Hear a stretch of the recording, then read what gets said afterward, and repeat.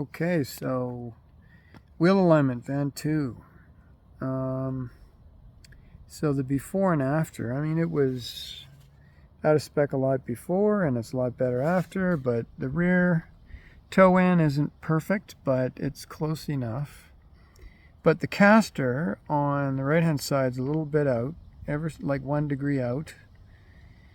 But the vehicle was pulling just gently to the right, and even though the toe in is set to spec, it's still pulling. And I'm like, great, and that's because of the caster. So I talked to Canadian Tire where they did the alignment today, and they're like, oh, you know, how come nobody told you that you need a shim on the right rear and blah, blah, blah. And I said, nobody told me. They just said, come and pick it up.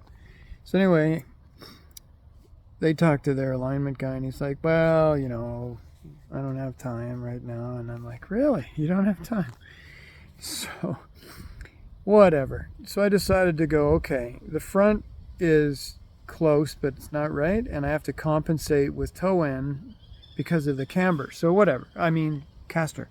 So I decided to do the tie rod on the right and make it point inward a little bit so it wasn't pulling to the right so much, because the toe in is like almost zero, right? It's the front toe is like 0 degrees.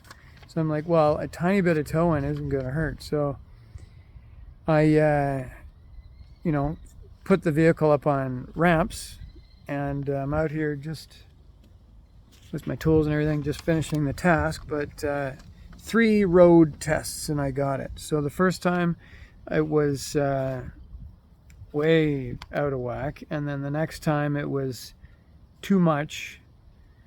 The first time was too much the wrong way, and then too much the correct way. And then finally I backed it off, and it ended up being like 1.5 to 2 millimeters at the most is where it sits nicely. So now the steering wheel is straight and it doesn't pull when you're driving down the highway. So we're good.